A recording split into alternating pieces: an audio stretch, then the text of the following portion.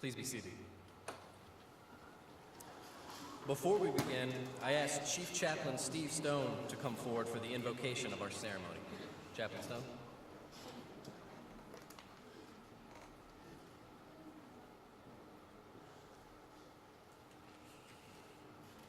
Good evening.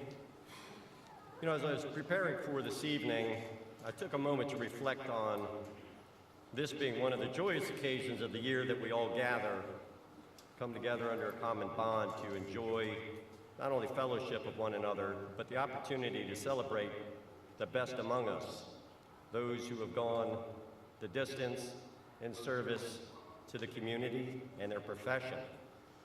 And as a citizen of the county for nearly 50 years myself and a recipient through many family members of the care of the Fire and Rescue Service, I'd like to thank each of the members in this brotherhood and sisterhood, as well as those who are not here tonight. Please join me in prayer. God of Abraham, Isaac, and Jacob, we come together on this beautiful spring evening that you have brought us. We come together in your sight and we seek your blessings as we celebrate those among us who have exemplified a calling in service to others. The words of 1 Peter chapter 4, verse 10 tell us that each of you should use whatever gift you have received to serve others as faithful stewards of God's grace in its various forms. So today we join together in commemorating the men and women of this department who in the time of need have lived according to the words of the Apostle Peter. And for you, Lord, your word, and those we honor today, we give thanks.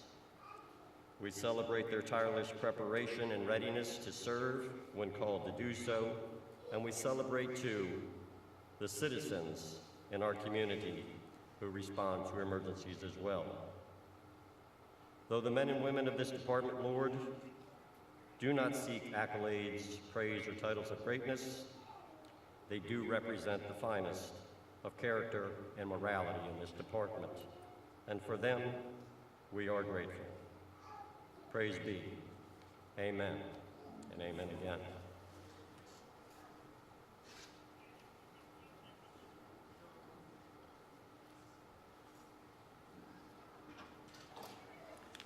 Well, good evening, everyone, and thank you for joining us as we acknowledge so many leaders, wonderful employees, and co-workers of the Howard County Department of Fire and Rescue Services. My name is Brad Tanner. I'm the Director of Community Outreach and Media Affairs, and I'd like to welcome you to this evening's event. I also understand the time of day that we're dealing with here and that some people might have restaurant reservations or dinner reservations, so we'll make this not last all night. At this time, I ask that you help me acknowledge all the special guests who we have with us today.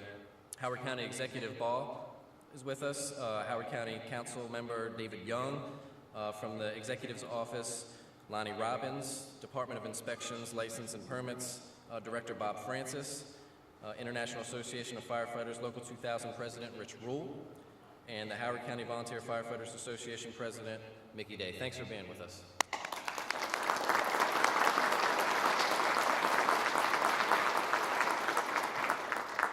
This evening, we celebrate and congratulate all the hard work that our first responders, immediate responders, and our civilian staff have done over a specific period of time. For the purpose of this award ceremony, we're talking about those events that happened in calendar year 2018. Now, before we get to the awards, let's get things kicked off with our opening remarks from our County Executive, Dr. Calvin Ball.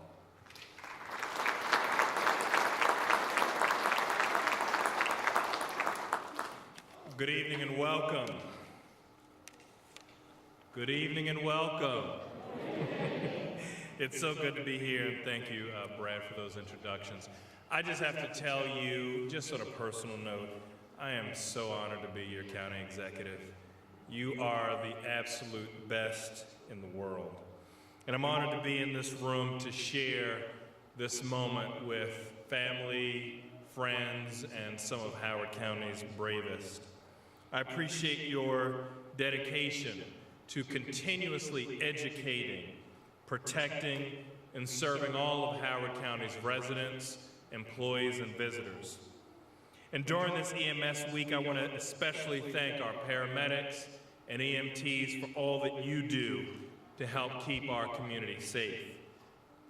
I'm proud to work with you all, and there is no easy way to put it, but 2018 was a really tough year.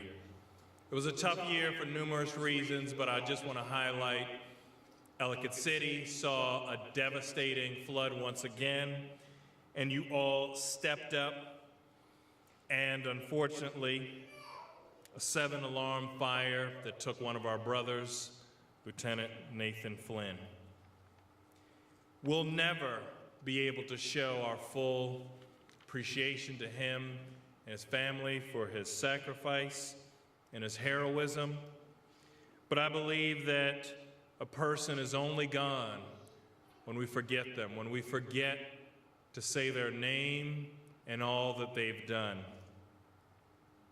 And so we have a new road at the Public Safety Training Center, and we'll be dedicating that road in the name of Lieutenant Nathan Flynn. We'll never forget him. And one thing that's evident here in Howard County is that we are resilient and we stand together as a family when we need to face adversity and loss. And we work together to ensure that those wounds heal, although it may be difficult.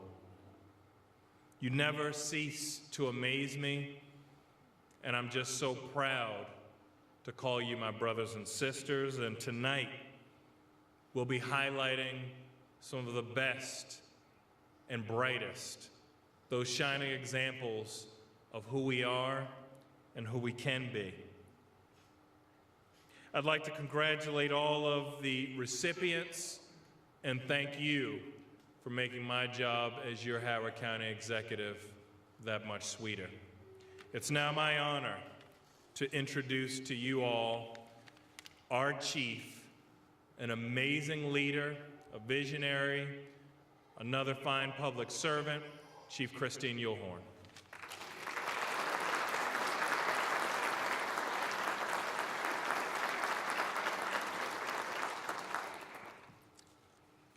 Thank you. Thank you all for coming. Fire department award ceremonies are a tradition in the fire service, and they are a tradition in Howard County Fire and Rescue. But when you ask most fire service personnel, they will say, I don't deserve an award, I was doing my job, or my job is awarding enough. In my opinion, if you are committed to putting on this uniform and being a firefighter, you deserve an award. But tonight we're going to recognize those that have gone above and beyond to show their commitment to educate, protect, and serve our community. I do first want to acknowledge the hard work, countless hours, and dedication that went into tonight's planning. The award ceremony committee, the community relations unit, and Lieutenant Trish Harris. Your countless hours, and I know, are very commendable, and they did not go unnoticed. 2018 was a busy and emotional year for our department. We suffered a tremendous loss on July 23rd, 2018, with our line of duty death. We are growing and we are healing from that still. We're also in a time of transition and rebuilding. But I want to say that I am very proud to work with you all, and the work that you do every day, every shift, does not go unnoticed with me. We are the greatest fire department to work for, but it's because of the teamwork and dedication of all our personnel, uniform, career, volunteer, and civilian. Tonight, I want to honor and memorialize Lieutenant Nathan Flynn, the first career firefighter in Howard County's history to make the ultimate sacrifice while doing his job. As County Executive Ball said, we will have a street dedication and recognize the ceremony in July of Nathan Flynn Way.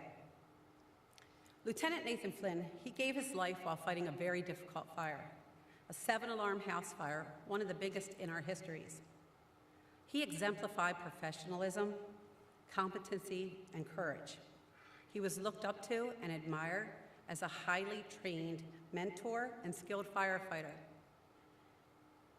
He was loved as a caring husband and father, and he will forever be remembered and missed. Tonight, I'm also announcing, in Nate's honor, the creation of a new award. The Lieutenant Nathan Flynn Excellence in Company Training Service Award, which in years going forward will be awarded to a member of our department who excels and exemplifies a passion for shift training, skill maintenance, and readiness. I've collaborated with Celeste, and she will work with me in upcoming years to choose the recipient of this award. This award will forever memorialize Lieutenant Flynn's passion for excellence, his contributions, and his life in Howard County Fire and Rescue. I also want to recognize and thank all of our retirees. You all paved the path in making Howard County Fire and Rescue what it is today. And special thanks to the 2018-2019 retirees. Thank you for your commitment and service to the citizens of Howard County, and congratulations.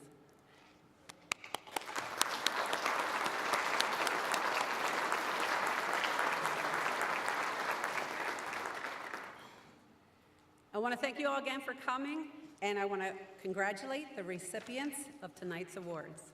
Thank you.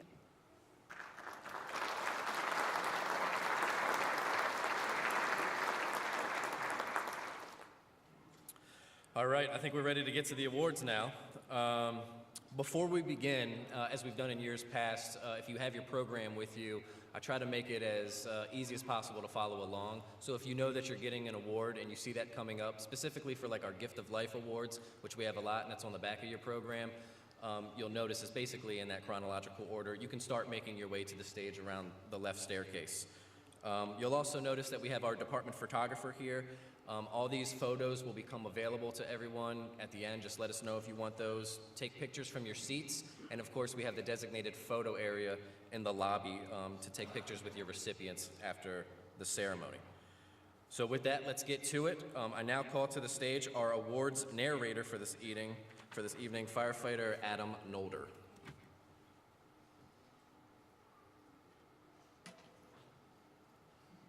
Good evening. I'd now like to ask the ceremonial committee to take their place on the stage.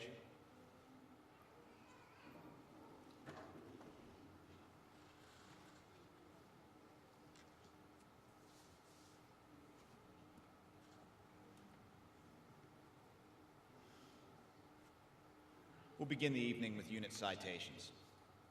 The following narrative was published in the Baltimore Sun on June 1st, 2018. On Sunday, May 27, 2018, it began to rain in excessive amounts across our county, but notably in the Ellicott City area. At 2:40 p.m., the National Weather Service issued a flash flood warning for Howard County and other areas in the region. At 3:15 p.m., in the first wave of the storm, rain begins to fall in earnest, according to meteorologist Brian LaSorsa. By 3:30 p.m., people begin to post videos and photos on social media of floodwater streaming along the curbside and car tires splashing the water as they drove through the pouring rain. At 4 p.m., an estimated 1 to 2 inches of rain has fallen in Ellicott City and Catonsville. An impassable torrent of water rushes west down Frederick Road towards the historic district.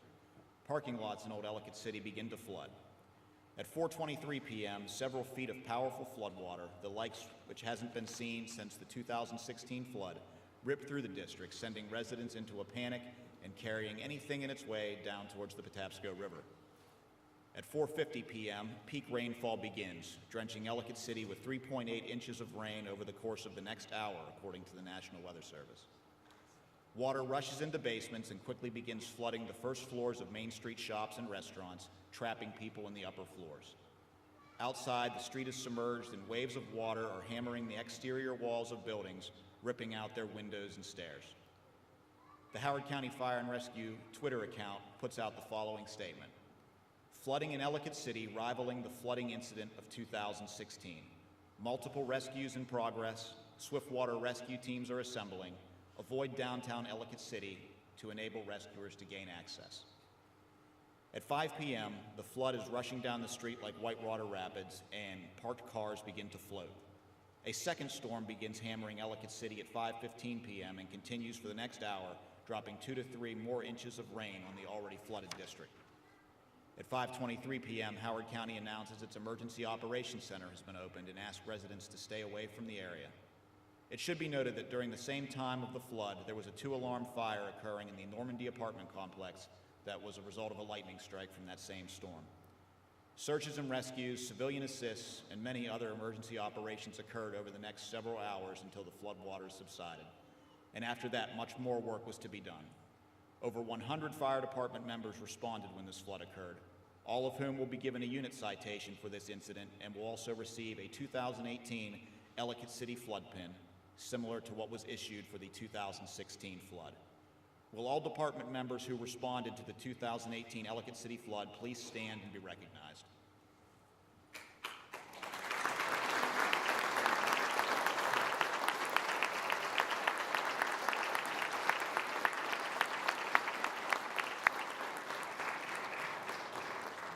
Thank you. Our next unit citation will be presented to the staff of the Office of Emergency Management.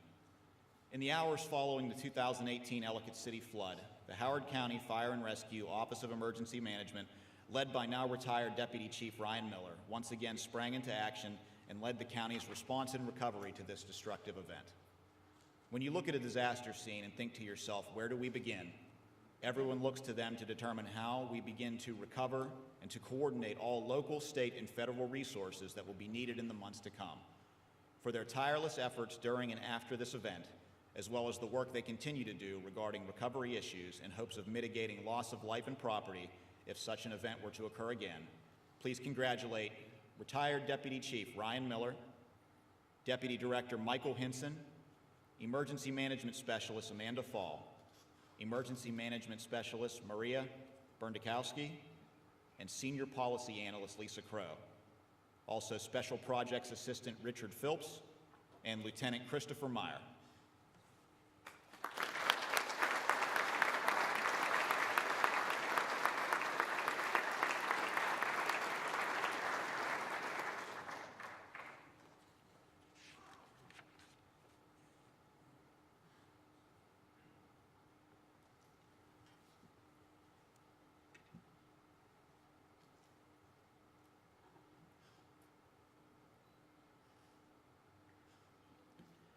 The tragedy that occurred on July 23, 2018, shook our department to its core. In the weeks that followed, the Office of the Fire Marshal, along with the Howard County Police Department's Arson Unit and Violent Crimes Unit, worked tirelessly to ensure that the investigation into the fire that took Lieutenant Nathan Flynn's life was thorough, respectful, professional, and complete. Members of the Office of the Fire Marshal worked from sun up to sundown, digging through the scene to investigate the origin and cause. Furthermore, they made sure that all members of the department who wished to tour the scene and ask questions were given an opportunity to do so. It was brought to the Office of the Fire Marshal's attention several times by members of the ATF and the State Fire Marshal's Office that this was one of the best organized and cohesive multi-jurisdiction, multi-agency operations that they had ever been a part of. This is no small compliment, as many of these agents on scene had several decades of experience. This is a testament to the professionalism of all who were involved. Please join me in recognizing Assistant Chief Gordon Wallace, Battalion Chief Sean Allagher, Acting Battalion Chief David Rhines, Lieutenant Craig Matthews, Lieutenant Carl Saunders, Lieutenant Paramedic Kevin Frizzell, and Lieutenant Scott Chapman.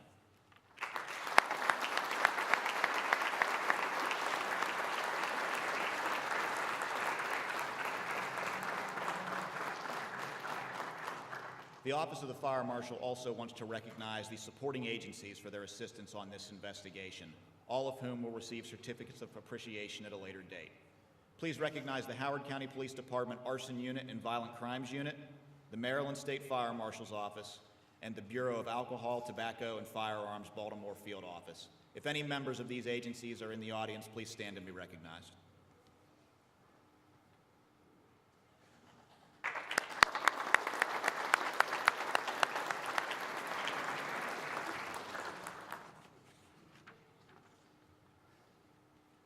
Our next unit citation is for the peer support team. The peer support team members labored unceasingly to provide the highest quality of care and support to our personnel in their time of need, whether it was by phone, in person, or on or off duty. The peer support team remained available and vigilant for months after Lieutenant Flynn's death, continually assisting our hundreds of members as well as their families by providing consistent care, comfort, and guidance in confidence and without fanfare. Peer support team members frequently provide care to our personnel outside of their regularly scheduled shift, incurring travel and other expenses with no guarantee of reimbursement. Other team members adjusted their schedules at a moment's notice and left their families as soon as the need arose. Will all members of our peer support team in attendance tonight please stand and be recognized?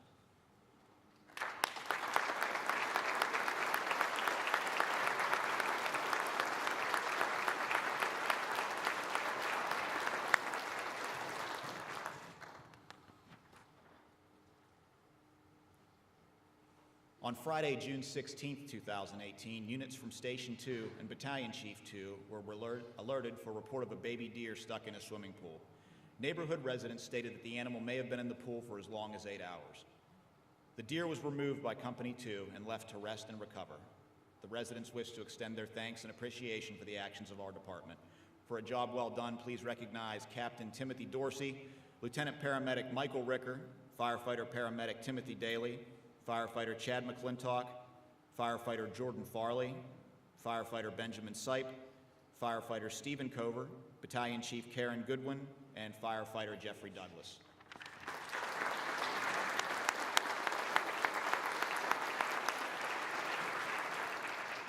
Most of those individuals are working right now and actually running a call, so.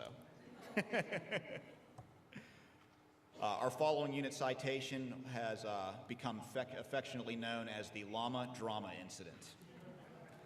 On Sunday, December 16, 2018, Tower 10, Special Operations Battalion Chief 10, and Station 5 units were alerted by a resident to assist with evacuating a stranded llama from a flooded pasture along the Patuxent River near Mink Hollow.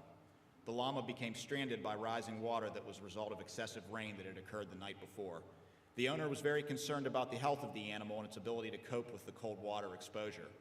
Although he put up quite a fight, the llama was safely removed from the flood. Please congratulate Lieutenant Joe Connect, Firefighter Stephen Schultz, Firefighter Matthew Golanowski, Firefighter George Masonette, Lieutenant Drew McKay, Master Firefighter HVO Wayne Sutphin, Firefighter Michael Shinsky, and Firefighter Thomas Sullivan. Also, Firefighter Paramedic Shannon Peacock, Firefighter Dave Woodbine, and Battalion Chief Steve Hardesty.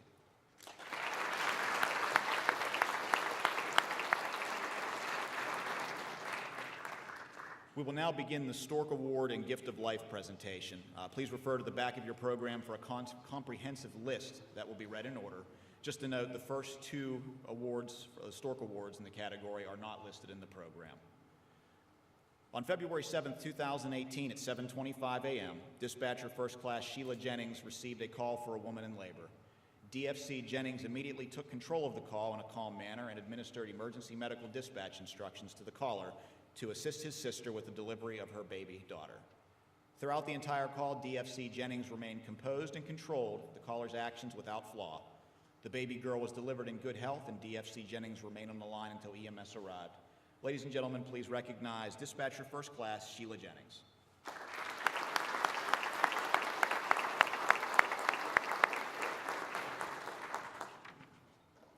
On December 2nd, 2018, shortly after midnight, dispatcher Lillian Vaughn answered a 911 call for a 30-year-old female with signs of imminent childbirth. Without delay, dispatcher Vaughn gained the location and callback number from the caller, who was also the patient. Dispatcher Vaughn maintained a professional and calm demeanor, kept the caller calm, and provided accurate emergency medical dispatch instructions. Dispatcher Vaughn gained key information from the caller that the birth was imminent and immediately provided delivery instructions. A baby boy was delivered less than 10 minutes after the initial 911 call and prior to EMS arrival. Postpartum, dispatcher Vaughn promptly provided instructions for positioning the baby, providing warmth, arousing the baby, and verifying an airway. During the call, dispatcher Vaughn had to keep the caller focused on the delivery, and her repeated instructions resulted in the successful delivery of a healthy baby boy. Please recognize dispatcher Lillian Vaughn.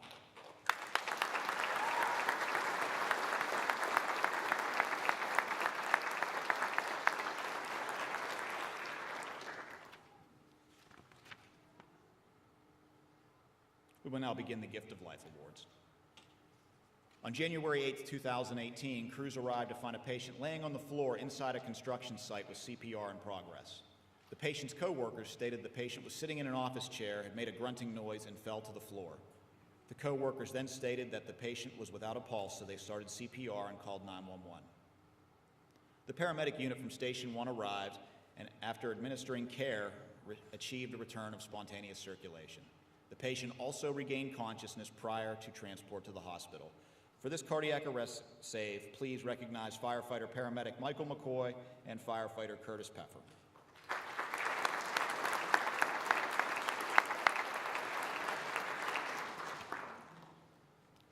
On January 24, 2018, crews arrived to find a patient seated at home complaining of chest pain that had started after breakfast. Advanced life support was started and the patient was transported to the hospital. Upon arriving at the hospital, the patient suffered cardiac arrest while crews were parking the ambulance. CPR was started and the patient was immediately defibrillated, achieving a return of spontaneous circulation. Please congratulate firefighter paramedic Jason Buck and firefighter Meredith Delagostina.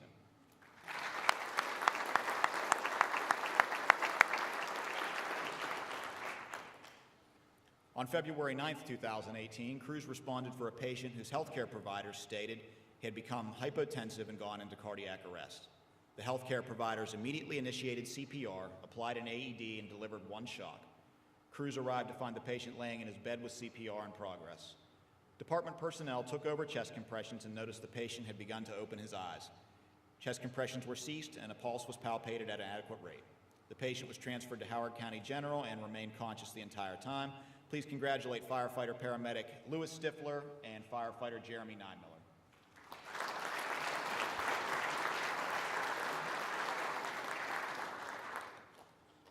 On March 7, 2018, crews responded for a patient who was warming up for a karate class and suddenly collapsed. Bystanders thought it was a seizure and called 911. There was approximately 6 to 8 minutes of downtime prior to the arrival of fire department personnel. Crews found a pediatric patient unconscious with agonal breathing and no pulse. After CPR and one defibrillation, a return of spontaneous circulation was achieved and the patient began moaning and fighting the intubation attempt. The patient's color improved during transport, and about 3 minutes from the hospital, the patient began to follow simple commands of moving hands and fingers, although remaining unconscious. For this life-saving effort, please join me in congratulating firefighter paramedic Sarah Gajewski, firefighter Brooke Punte, Lieutenant paramedic Paul Hill, Lieutenant paramedic Timothy Ungst, firefighter HVO Jason Shanley, firefighter Jason Hubbard, and firefighter Adam Bright.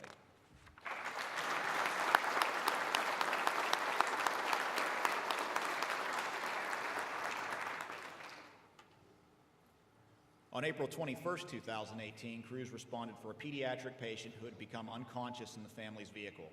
Family members stated the patient started having trouble breathing, turned blue, and they pulled over and started CPR. The patient was found to have agonal respirations with a weak pulse.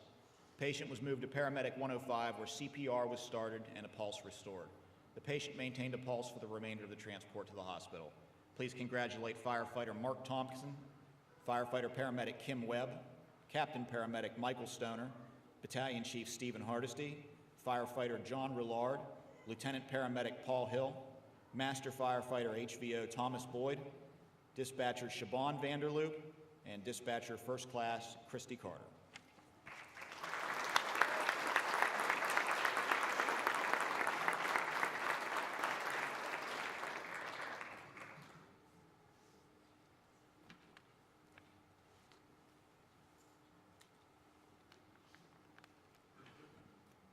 On May 15, 2018, crews responded for a post-cardiac arrest patient at Baltimore Washington International Airport.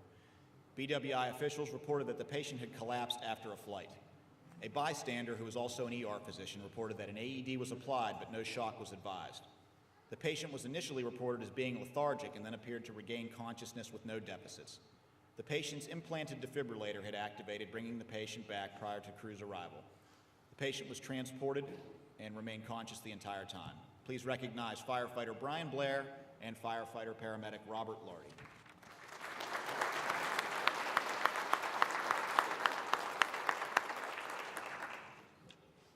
On May 21, 2018, crews responded for a patient who was getting ready to undergo surgery and started having difficulty breathing.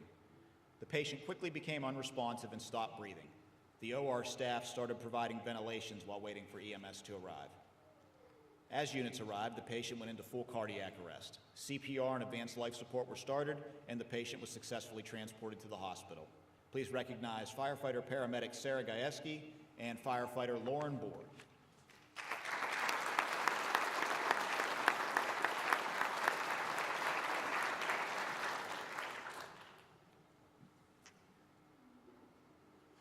On August 11, 2018, crews responded to a patient in cardiac arrest with CPR being performed by the family. The patient had become ill after a long bike ride. Crews took over doing CPR, performed ACLS, and defibrillated the patient. A pulse was regained during transport and the patient's blood pressure remained stable. Please congratulate firefighter paramedic Caitlin Winter, Captain paramedic Eric May, firefighter paramedic Louis Stifler, Lieutenant paramedic John Lazuski, firefighter DJ Marasco, firefighter Chad McClintock, and dispatcher first class Dana Presbyzewski.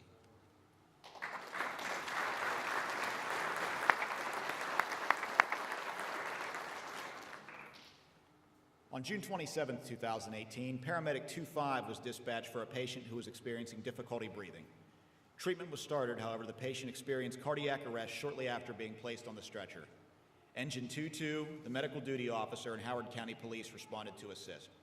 The police officer on scene provided ventilation so the fire department personnel could focus on advanced life support. Aggressive care, including medication administration and the delivery of multiple shocks, resulted in the patient being delivered to the hospital with a sustainable heart rhythm and respirations.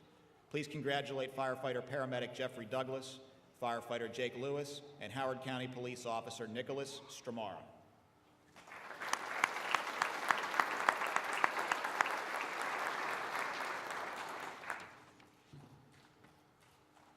On August 20th, 2018, crews responded to a dialysis center for the report of a patient who became unresponsive during a dialysis treatment.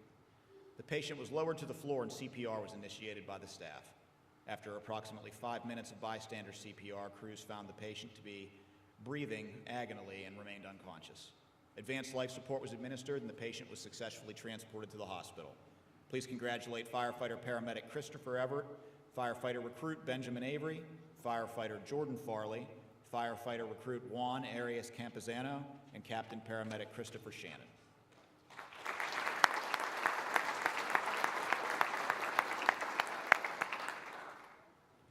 On September 19, 2018, crews arrived at a residence to find a patient sitting on the floor unresponsive. Initially, the patient was breathing, however, had become apneic and pulseless.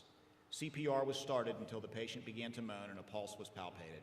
Advanced life support was initiated and the patient was successfully transported to the hospital. Please congratulate firefighter Marcus Allen, firefighter paramedic Jeffrey Douglas, and firefighter recruit paramedic Daniel Bessick.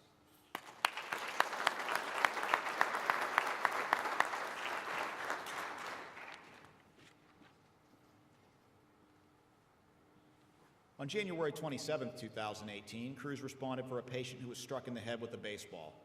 The patient was initially complaining of head and neck pain with tingling sensation in the fingers, which progressed quickly to being unresponsive. The patient was being assisted by a neurosurgeon who was on scene. Crews began to work and requested additional units, including the medical duty officer and a Maryland State Police helicopter to transport the patient to shock trauma. Due to the deterioration in the patient's condition, the decision was made to transport him by ground to shock trauma. The medical duty officer performed rapid sequence intubation, and the bystander physician also accompanied the crews to the hospital. Please congratulate firefighter Ernesto Batenga, firefighter paramedic Sarah Gajewski, Lieutenant Jeffrey King, firefighter HVO Jason Shanley, firefighter Ryan Tompkins, firefighter Michael Keeley, Captain paramedic David Rhines, and Battalion Chief Sean Allender.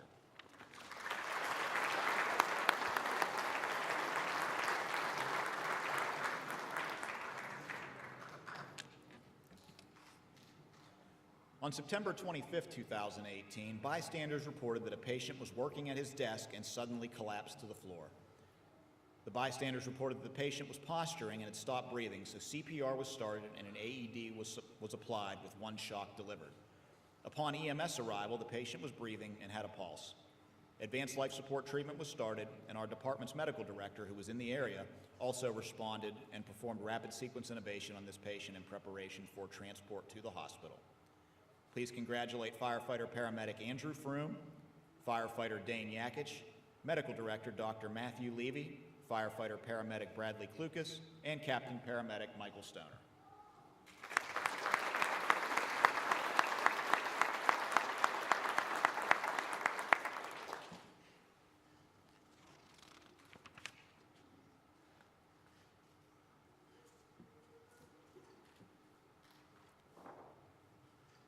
On October 16, 2018, crews responded to a patient who appeared to be in distress.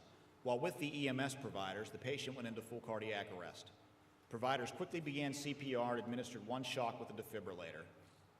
A return of spontaneous circulation was achieved and the patient was transported to the hospital. Please recognize Master Firefighter Gregory Banks, Firefighter Paramedic Richard Dooley, Master Firefighter David Dillon, Master Firefighter Levitt Brown, Firefighter HVO Dionisio Acosta, and Lieutenant Paramedic Gregory Frank.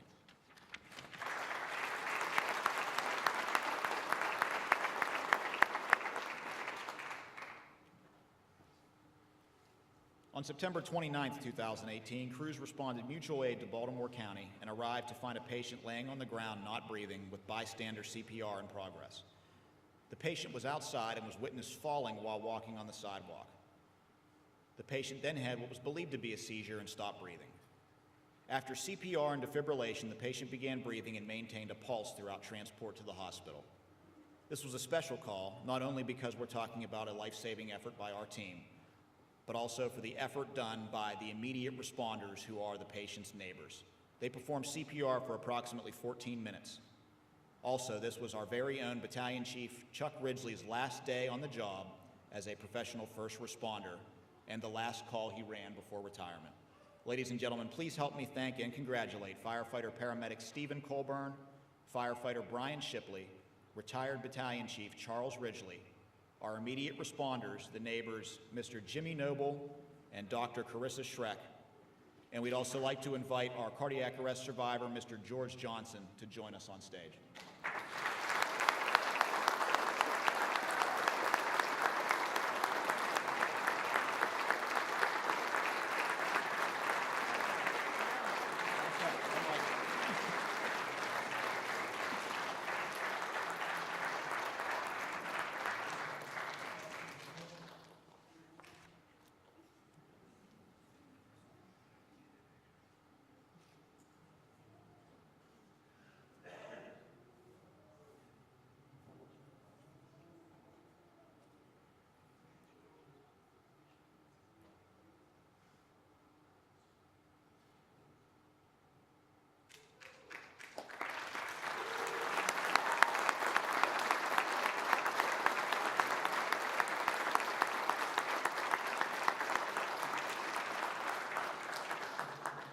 Our next award is a special certificate of appreciation, and to present this award, I'd like to invite up Battalion Chief James Brothers, Medical Director Dr. Matthew Levy, and Deputy Chief John Jerome.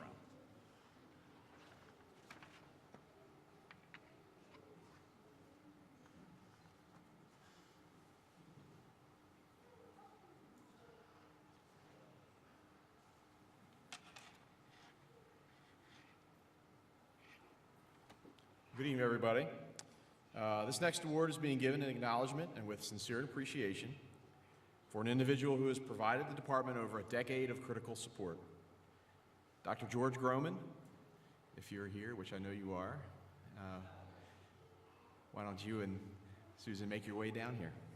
Dr. George Groman has made himself an annual fixture to our ALS providers in our cardiology recertification courses. Our providers know him to be an ever-present teacher, mentor, and cheerleader for our STEMI care and treatment programs. But it actually runs deeper than that. What you may not know is that Dr. Groman was a driving force in getting the key people, including other doctors, to believe in us. To believe in our paramedics as care providers for MI patients on what was to be a new level. And even more fundamentally, to believe that we, as paramedics, could somehow master the interpretation of 12 lead EKGs. These efforts have allowed the evolution of a top-notch STEMI care system, and while accepted as the norm now, it was far from the norm then. and the forward thinking of Dr. Groman has been a key factor to the inception and growth of the program. As I said, the context of those times was a little different. These confidences in paramedics were controversial. Change did not come easily or quickly, and there were certainly others that were instrumental in addition to Dr. Groman. Other forward-thinking people that included people like Fire Chief Jim Heller, retired, who recognized the importance of EMS and worked hard to make it a priority for our fire-based system. Also, retired Sergeant Ken Brown and our former medical director, Dr. Kevin Seaman, who delivered our first 12-lead education modules, and retired firefighter paramedic Andrew Lester, who spearheaded getting monitors capable of 12-lead into the field and began the push for paramedics to actually be able to determine the most appropriate receiving facility for STEMI patients. This was all occurring in the mid-90s, a full decade before others in the state, including our state's lead EMS agency, came to recognize the life-saving potential of such a system. And all of these were essential steps, but if not for Dr. Groman, I doubt we would have been able to convince and achieve the buy-in of our key stakeholders, the physicians at Howard County General Hospital. In those days, not only was it believed that it was only certain physicians that could only accurately interpret 12-lead EKGs, but the concept of a paramedic assessing a cardiac patient, performing a 12-lead in the field, interpreting the EKG, determining that a STEMI was occurring, issuing a STEMI alert, initiating an immediate hospital care team preparatory response, a response that had the potential to wake up a physician at home and start a response to the hospital in the middle of the night. Well, let's just say that wasn't widely held as an effective way to do business. However, Dr. Groman recognized the potential impact of such a system and quick initial diagnosis. He recognized it simply could save lives. He envisioned a place where care teams, ER physicians, cardiologists, paramedics could work together to streamline the diagnosis and treatment of STEMI patients and save lives. The implementation of this vision has been a success for all involved, not only for the hospital, for this department, but most importantly for the community, where many lives have been saved and improved. So successful was this vision that its model has been applied now to stroke and for sepsis. We are not only here to recognize this exceptional foresight, but also what came afterward.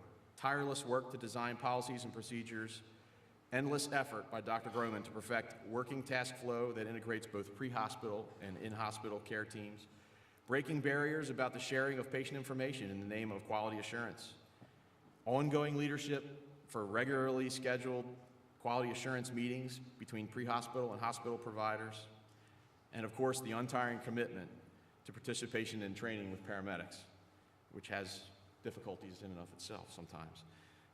These have all come with significant personal sacrifice, the difficulties of adjusting very busy schedules, and the hours of preparation that he spent in training presentations, and no doubt the pressure from his peers that occurred for being a champion of change.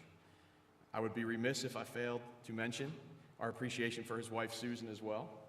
Not only has she put up with his endless commitments, but of which we were a big one, but as a nurse at Howard County General, Susan took on the monumental task of gathering all the data associated with all these programs. She's the one behind the curtain that packages our provider feedback folders, and for that we owe her a great deal of thanks as well. Today, as Dr. Groman and Susan try to envision a happy retirement, on behalf of the Department of Fire and Rescue, we present him with the Certificate of Appreciation with our sincere thanks for his sustained commitment, unwavering confidence in us as healthcare providers, and his time and expertise in training programs. Thank you, Dr. Groman and Susan.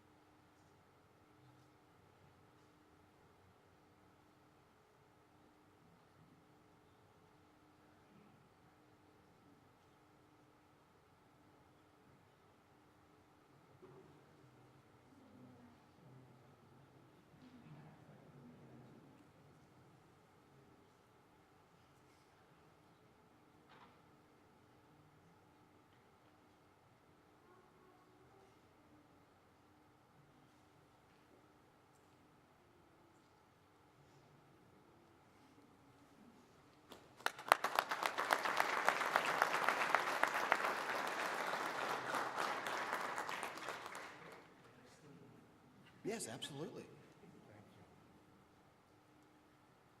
Ladies and gentlemen and honored guests, nothing much more to say than it's been my absolute privilege to work with people who are dedicated, competent, and kind. Thank you very much.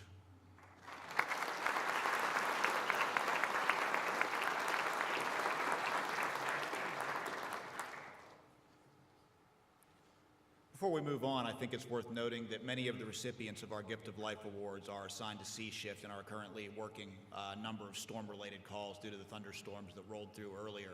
If any family members have arrived that we're hoping to see their loved ones receive the Gift of Life Awards, we do thank you for coming, and I hope the excerpts we read from the calls show you the strong work that your loved ones perform every day and the differences they make in the lives of others. So thank you very much for coming tonight.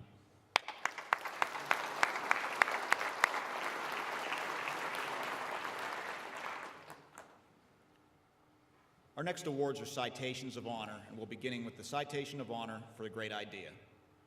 Firefighter Gary Candela recognized the need for an improved way to help with the removal of a downed firefighter from an immediately dangerous to life and health environment, so he conceptualized and developed a downed firefighter drag belt. He developed several prototypes until he came up with the final version of the belt. It has been demonstrated and tested and is ready to be manufactured and distributed to all frontline fire apparatus in Howard County for placement in the rapid intervention bags. Please help me thank and recognize firefighter Gary Candela.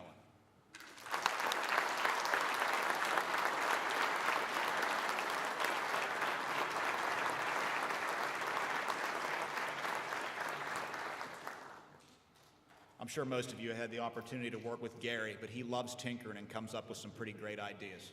Good job, Gary.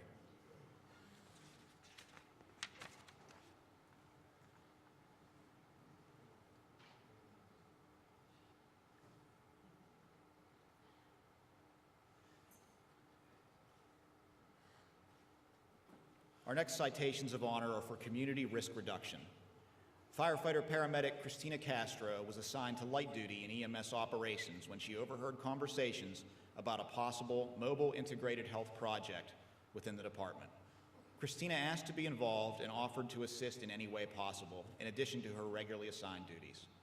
From that point forward and for the last 2 years, Christina has performed countless hours of research, taken any and every class she can find, and has been invaluable to the developmental process of the Mobile Integrated Health Project.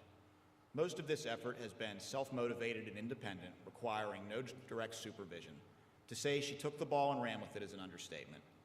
The result is a blossoming alternative to direct EMS care that connects at-risk but non-emergent residents with appropriate resources to include the fall reduction program, addiction and rehabilitation services, and soon, focused community services. At the firefighter-paramedic level, Christina is routinely interacting with the other internal bureaus and external departments in this massive coordination effort.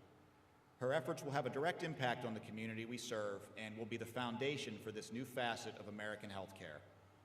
Although she could not be here to attend this event, please congratulate and give a round of applause to firefighter-paramedic Christina Castro.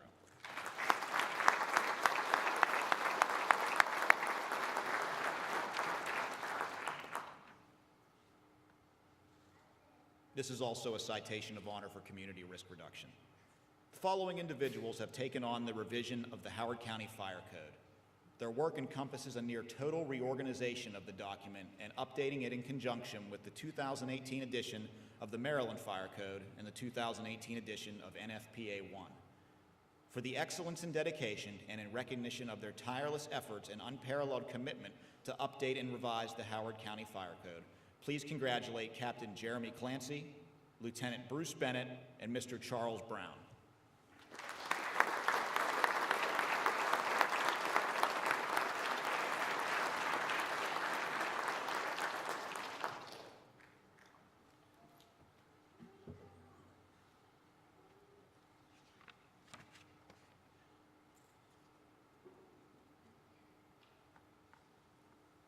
Our next citation of honor is for leadership. Acting Battalion Chief Paramedic Dave Rhines has served as the Awards Committee Chair for several years, precluding him from eligibility for this award. He has accomplished much and continues to bring out the best in others around him. Recently, he is the reason for improved communication among the code enforcement and fire investigation divisions of the Office of the Fire Marshal, as he has been a supervisor for both shops. This was accomplished through regular meetings with groups seeking feedback from the staff he supervises and seeking to improve or create processes that did not exist before. He also constantly sought out more responsibility in his 3.5 years in the Office of the Fire Marshal, taking on projects that had been difficult to address in the past, such as electronic billing for inspections, and moving towards a fire reporting database that is managed by the ATF. He has sought additional training in the form of an 80-hour fire investigator program, a 40-hour plans review program, and the FBI's post-blast scene processing program. Acting Battalion Chief Rhines also recently completed his postgraduate work to earn an MBA. It's not unusual to see him on calls at 2 o'clock in the morning, supporting the on-call fire marshals, even though he has no dedicated on-call day. For this year's Leadership Award, please help me congratulate Acting Battalion Chief Paramedic David Rhines.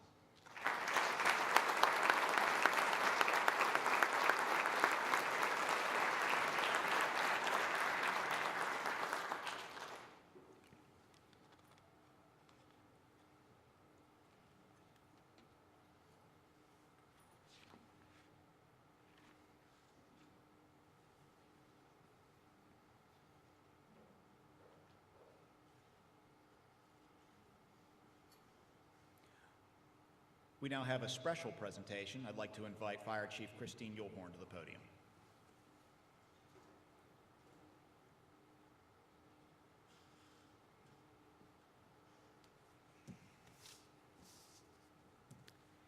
Tonight, I want to recognize and honor someone who has been an integral part of my career.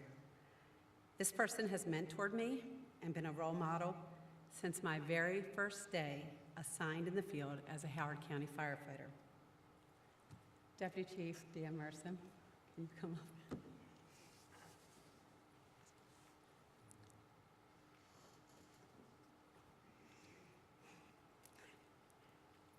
I'm not going to look at you because I'll cry. You have been a visionary mentor, a great leader who has dedicated his life to his faith, family, and the fire service. It would be impossible for me to count all the ways that you've helped me and countless others in my career. I was lucky enough to be assigned to Fire Station 9 after graduating from Recruit Class 6. Chief Merson was assigned to A shift, and he was the first person I met that first day. He immediately treated me as an equal and made me feel welcome. He taught me to set goals and encouraged and empowered me to reach these goals. He challenged me to challenge myself. You have supported and believed in me and helped me to believe in myself. You made me a better firefighter, a better leader, and a better person. I will forever be grateful for your support and guidance, compassion, and kindness. No one deserves this mentor citation more than you do. Thank you.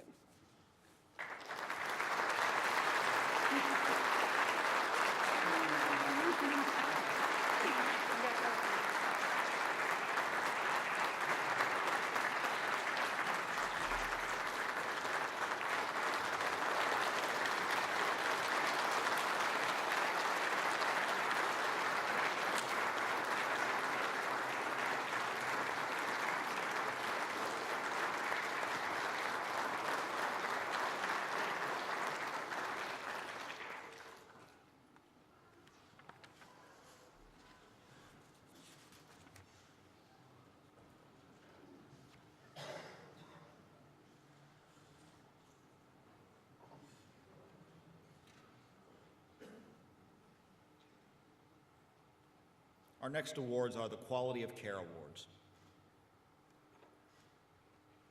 Firefighter Paramedic Christina Castro serves as our department's coordinator for our electronic medical records system known as eMeds. During this past year, Firefighter Paramedic Castro was essential in our department's efforts to migrate to eMeds Elite. In addition, Christina has worked tirelessly on a multitude of special projects and has served tirelessly as a liaison between our field personnel and other county agencies regarding getting much-needed assistance to vulnerable individuals. Please help me congratulate Firefighter Paramedic Christina Castro.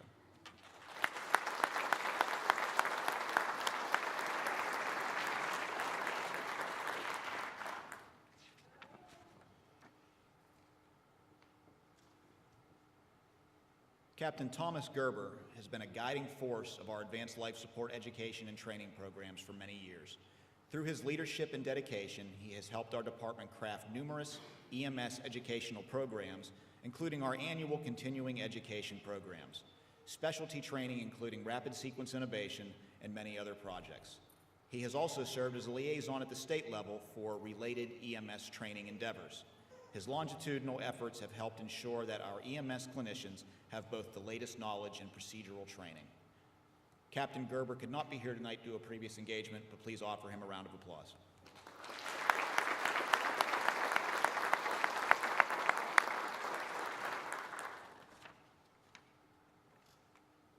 Our next award is for meritorious service. Firefighter Gamaliel Bear, in his position as the Health and Wellness Coordinator, has engineered change within the DFRS peer support team, bringing it to life and inspiring its members. His knowledge, leadership, and vision of an organic grassroots operation has, in the short span of 1 year, accumulated in the team reaching out to one another in a cohesive and efficient way never seen before within our organization. Firefighter Bear exemplifies the standards of the department as he advances the peer support program to improve the quality of life, safety, health, and well-being of our department members. Also, among several strong nominations, Firefighter Bear's dissertation, titled Initial and Continuing Physical and Behavioral Health and Wellness Education in the Fire Service, an innovation study on heart attack, suicide, and cancer prevention for Howard County Fire and Rescue, has been selected for the 2019 Doctor of Education in Organizational Change and Leadership Dissertation of the Year Award. This is a prestigious and well-deserved award from the University of Southern California, where Firefighter Bear successfully defended his dissertation and achieved his doctorate degree. For this year's Meritorious Service Award, please congratulate Firefighter Gamaliel Bear.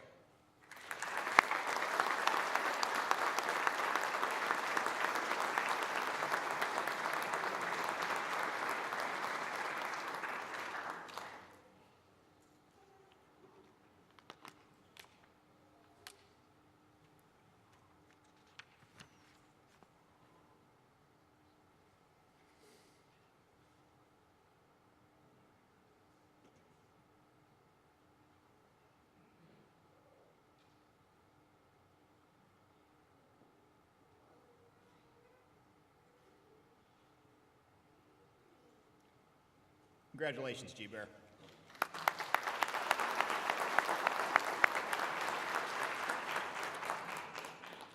Our next award is a Bronze Medal of Valor.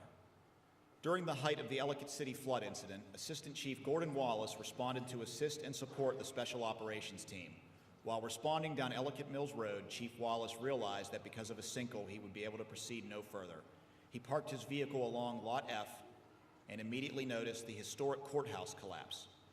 Assistant Chief Wallace then observed a man in the water who had been taking shelter inside the courthouse. Video taken from a civilian shows what happened next.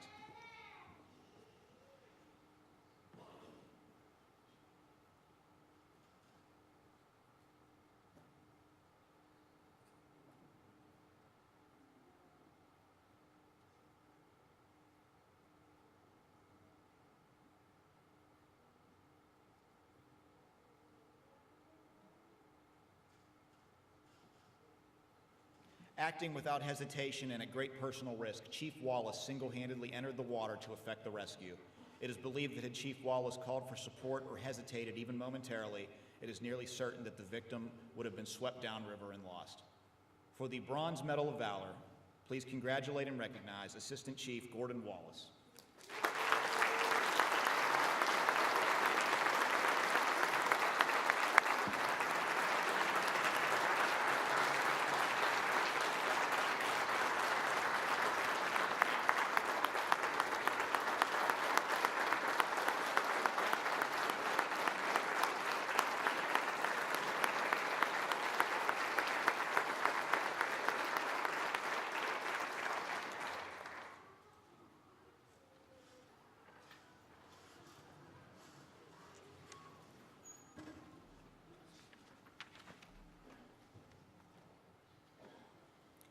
On May 27, 2018, Master Firefighter Paramedic Brian Proctor was off duty when the Ellicott City area began to flood. He realized that the flooding would tax the fire department's resources and help would be needed. He drove to Station 2 to see if he could assist in any way, but all resources from that station had been deployed. He was driving home on Route 29 when he noticed 2 cars were caught in floodwaters near South Entrance Road. Brian called 911 and began to see if he could help. After that, paramedic 15 arrived on scene with firefighter Mitch Francis and firefighter paramedic Ashley Weber. The water was rising quickly, so the 3 firefighters donned PFDs and tied throw bags to Master Firefighter Proctor and firefighter paramedic Weber, while firefighter Francis anchored them. Master Firefighter Proctor and firefighter paramedic Weber swam to the vehicles, secured a motorist in a PFD, and successfully rescued her. For the Bronze Medal of Valor, please thank and congratulate Master Firefighter Paramedic Brian Proctor, firefighter Mitchell Francis, and firefighter paramedic Ashley Weber.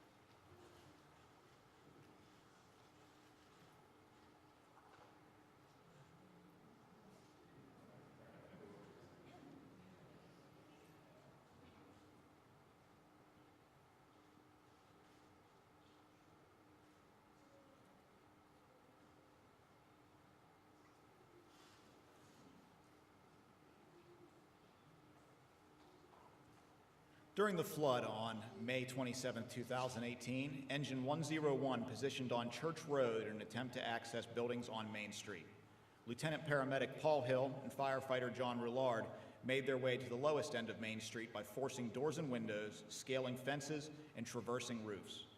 At 8080 Main Street, they forced a window and rescued occupants trapped in the first floor of the building and escorted them to safety. In addition, they contacted numerous individuals along the way and had them shelter in place on the upper levels of the buildings. They also had verbal contact with 22 occupants of the Phoenix Emporium. They got to the lowest level at approximately 8022 Main Street, where citizens on Maryland Avenue advised that a woman was trapped in a shop on the first floor adjacent to them. Lieutenant Hill made the determination that the 2 would enter the water and make their way to the occupancy due to the potential life safety hazard. They forced a door where the sidewalk and steps had been before they were washed away. They made contact with the patient, and she waded in waist-deep water with Lieutenant Hill, who maintained constant contact until they reached the steps and took her up into an upper level of an adjacent building. Shortly after, the area where they had been working, to include the steps and sidewalk, were washed away. Later, after the water had significantly subsided, they fashioned a tension diagonal and did a shallow water crossing to deliver that victim to a crew on the Maryland Avenue side. Their actions led to the direct rescue of several citizens by entering the water and placing themselves in a position to suffer great harm had the conditions changed. For the Bronze Medal of Valor, please congratulate and recognize Lieutenant Paramedic Paul Hill and firefighter John Roulard.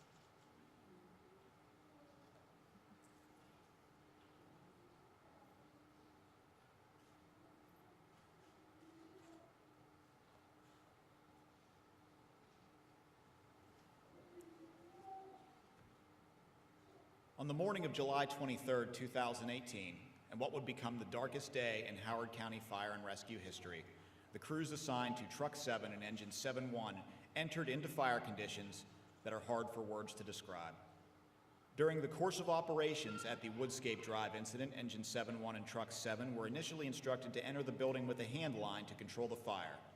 Due to the potential for opposing hand lines, they were reassigned to rapid intervention duties. Soon thereafter, a desperate mayday was called by the officer of Engine 101, stating that a member had fallen through the floor into the basement and could not get out. At that moment, our department changed forever. The incident commander, after gathering information about the mayday, directed the rapid intervention crew to the rear of the building where units would best be able to access our downed firefighter. Led by Captain James Love and Lieutenant Joshua Burchick, firefighters Carlos Brown, Mun Nguyen, Andrew Hoffman, Joseph Alessandrini, and Sam Brogy entered the basement of the structure, desperately searching for their fallen brother. It should be noted that this house was no ordinary house. The house was an enormous 7,300 square foot mansion. The sheer size alone would make this search difficult. In addition to its size, the structure had numerous additions post-construction, making the basement a labyrinth of rooms, each with non-standard size nor clear discernible floor plan. The crews immediately encountered thick gray smoke with zero visibility, but pushed in to find their fallen friend. After several minutes of searching, a set of steps was found deep in the far reaches of the basement, far away from the crew's initial entry point.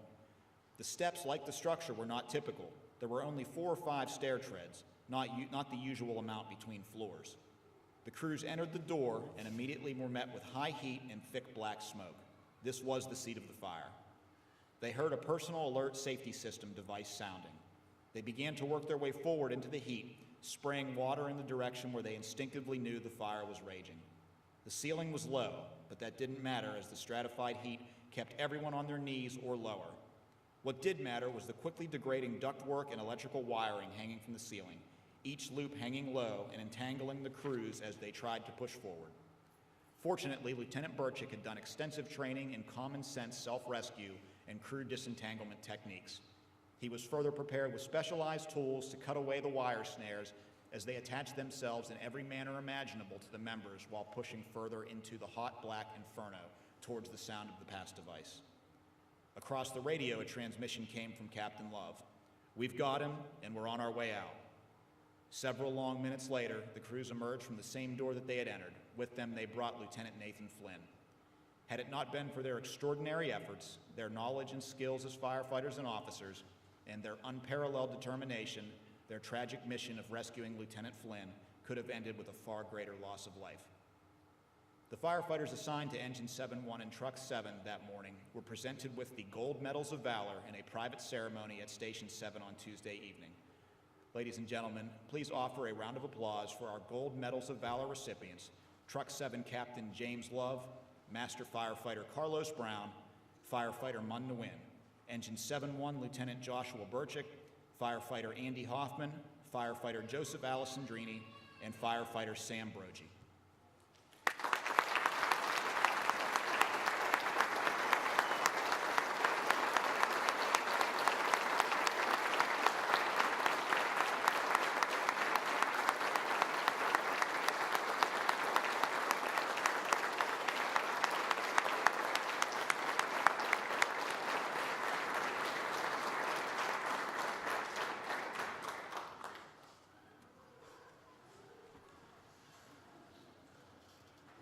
We will now present the 2018 Firefighter of the Year.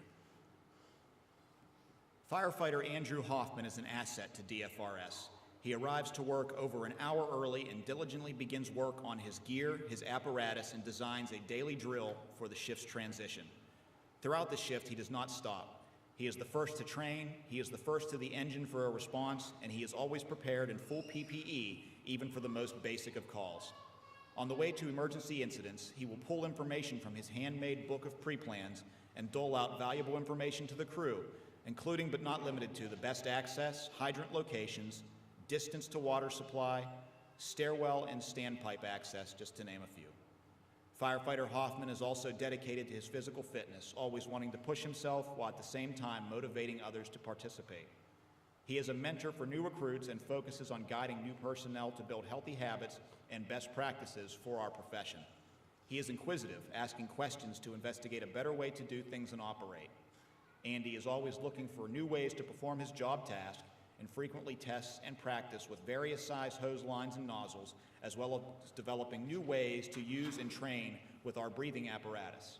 Even at the firefighter level, he is a leader, a mentor, a guide, and very much the backbone of Station 7. Ladies and gentlemen, our Firefighter of the Year, Firefighter Andrew Hoffman.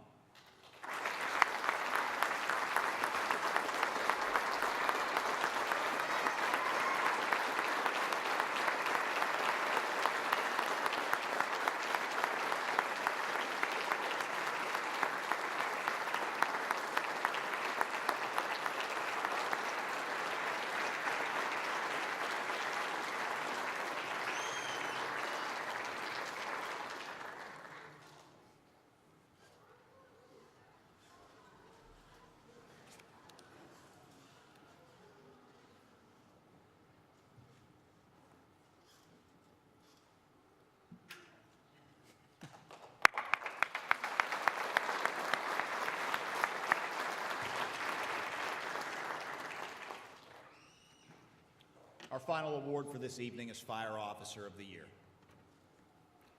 Lieutenant Joshua Burchick has proven himself time and time again to be a selfless, knowledgeable, and effective leader.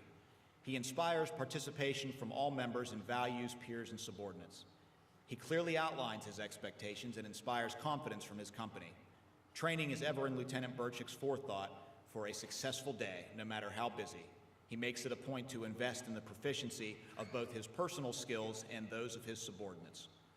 Although at times true mentorship can be time-consuming and frustrating, Lieutenant Burchick makes it a priority to coach and lift up those around him while remaining extremely patient. Lieutenant Burchick takes a personal interest in health, wellness, and safety of those around him. He leads by example by getting in the gym and bettering himself while garnishing the participation of others.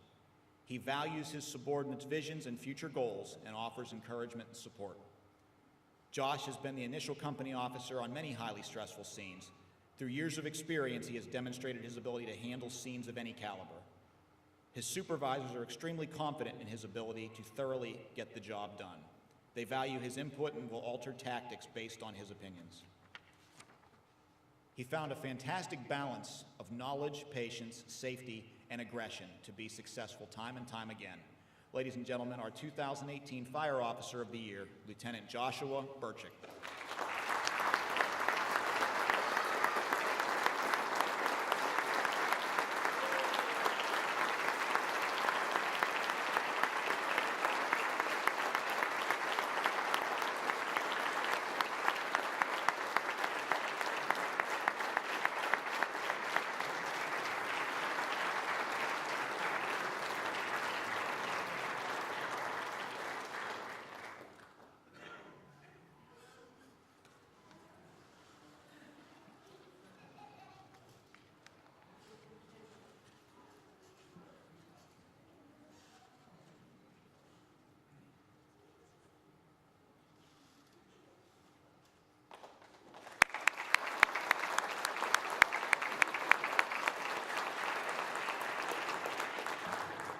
Thank you to our ceremonial committee.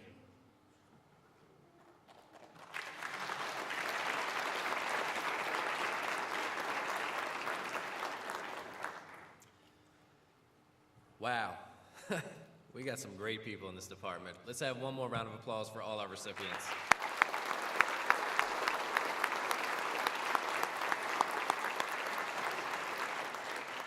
I now ask Chaplain Stone to come forward for the benediction of our ceremony.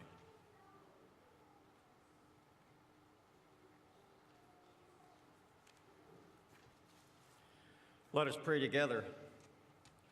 God of all people, as we prepare to leave this place, may we do so with your blessing and carrying before us, in our minds and in our hearts, the words of St. Peter. We pray that you go with us as we return to our homes, our families, and to our places of work.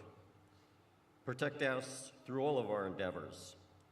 Guide us in our selfless actions that we might meet again next year to celebrate more noble deeds done in our love for humanity. These things we pray in your name. Amen and shalom.